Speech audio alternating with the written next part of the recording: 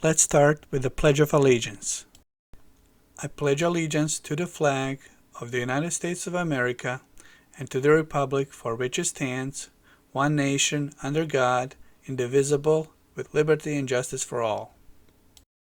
Welcome. Today I'll talk about 4 U.S. presidents: George Washington, John Adams, Thomas Jefferson, and James Madison.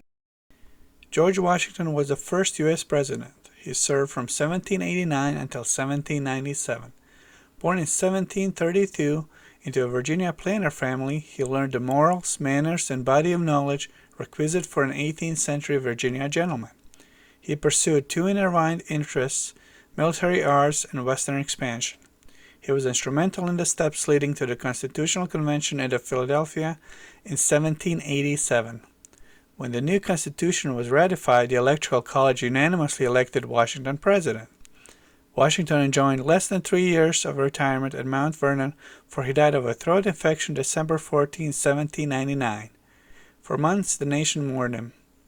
He was married to Martha Dandridge Custis Washington.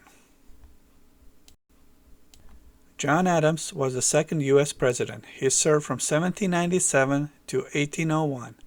He was born in the Massachusetts Bay Colony in 1735. A Harvard-educated lawyer, he early became identified with the Patriot cause.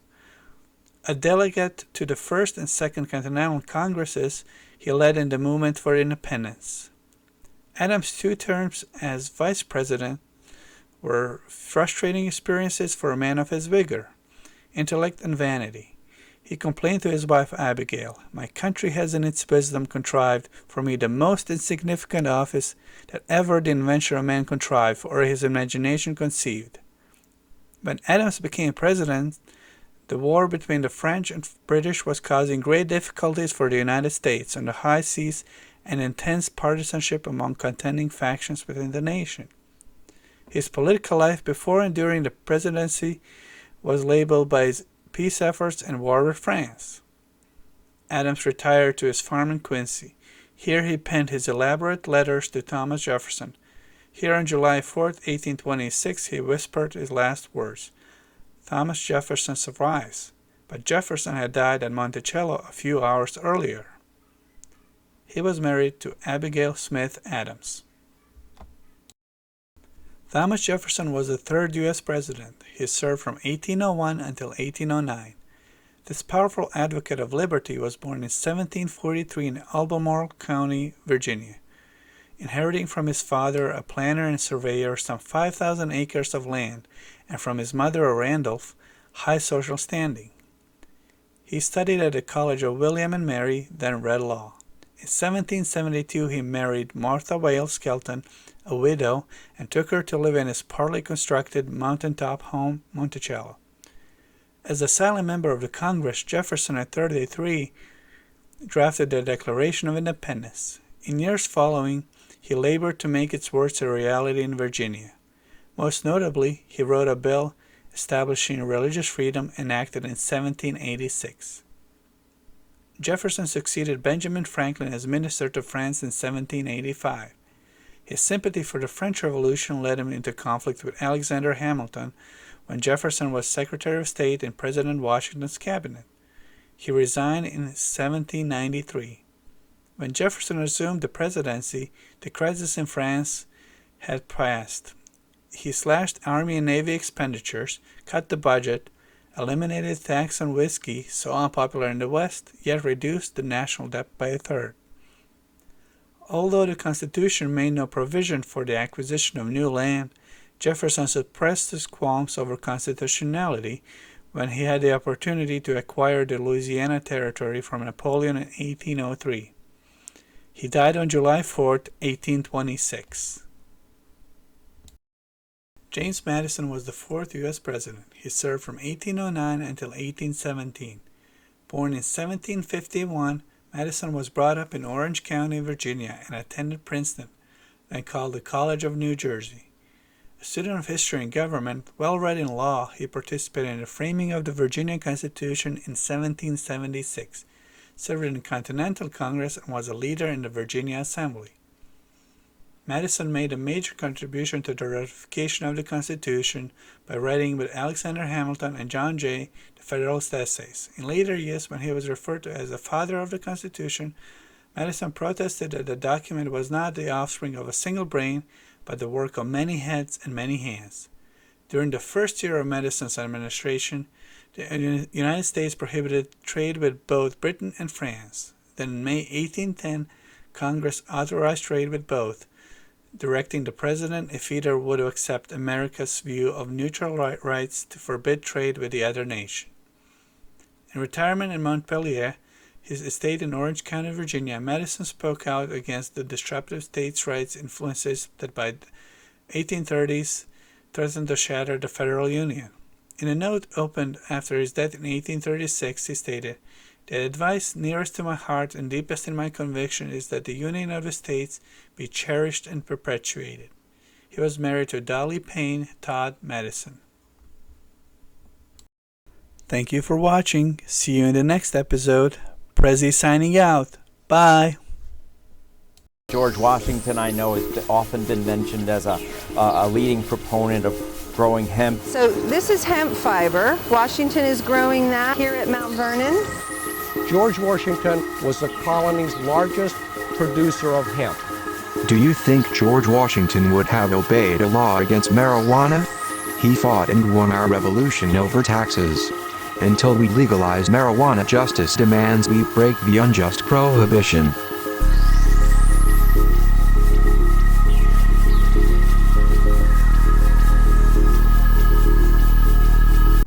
Well, bless up from Western Jamaica. This is Jem Zen, and I'm going to try and get through this fast because this whole conspiracy, like Michelle Obama being a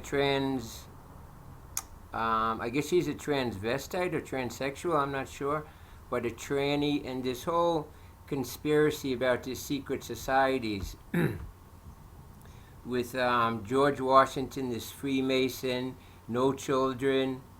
You know, there's too many different things going on that I don't know if George Washington, our grandfather, our nation's grandfather, was really some different type of Baphomet statue. You know, the way that it looked like to me, that these conspiracies. Look at the way they make his pants so tight there.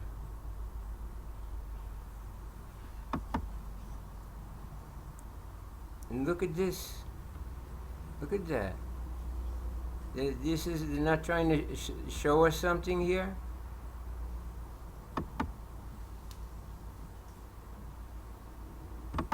The way he stand there. Look at this pose. But really what I want to get to is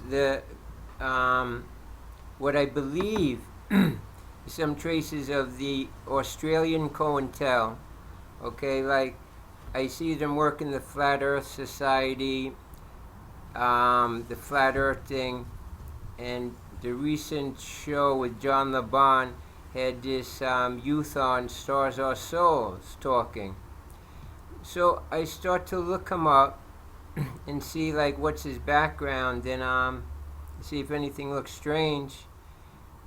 So I look at his first video from 2011, which was really like a strange video that,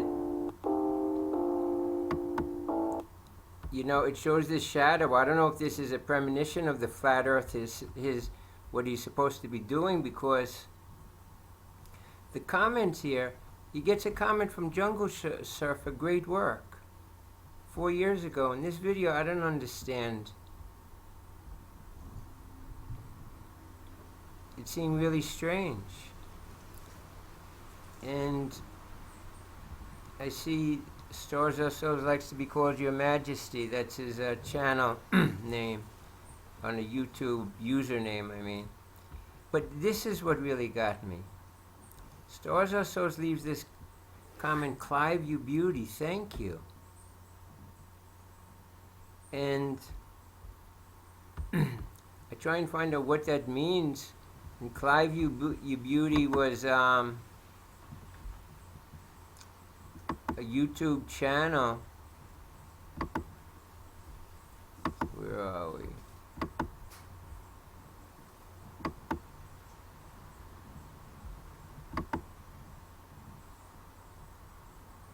There were a couple of other comments with Cliveview Beauty. I don't know, like this was a code to, and I find out that it was Lenny the Alien.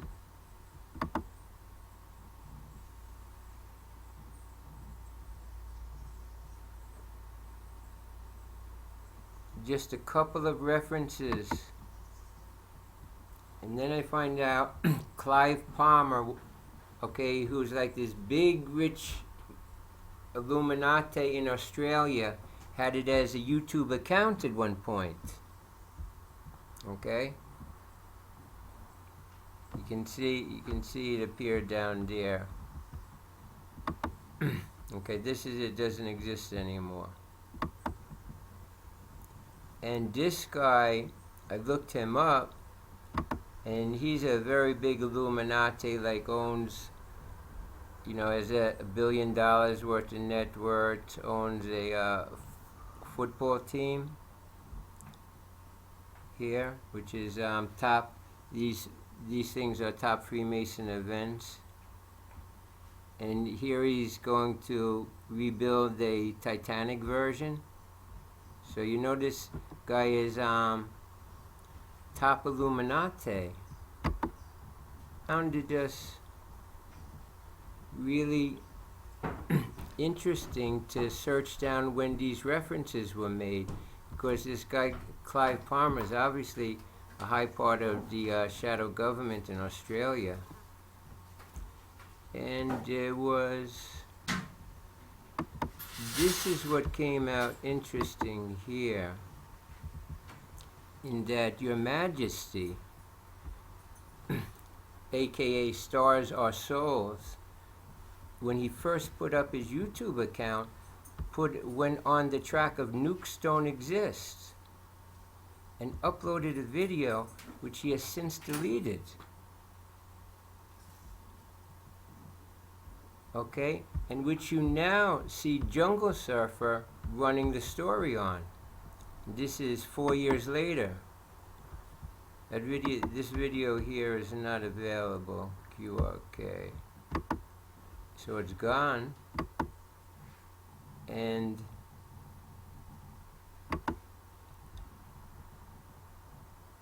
let me get rid of some of these here.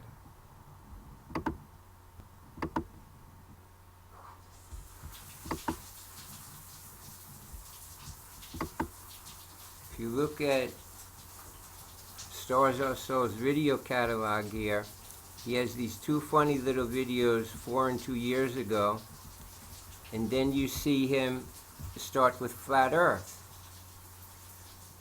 So why would a man like this be involved with the No Nukes and delete that video, have comments that connect him to Jungle Surfer on a nonsensical video, and Clive Palmer? It all seems to me the Australian COINTEL here. This is all Australian COINTEL.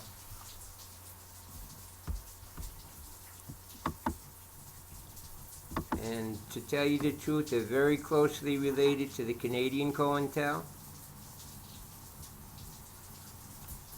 So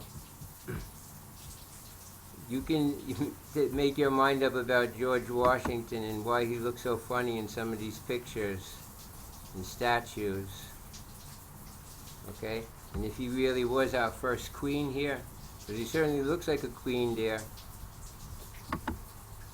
And in some of those bronze statues, I don't see how they could make a bronze statue and pull his pants up so.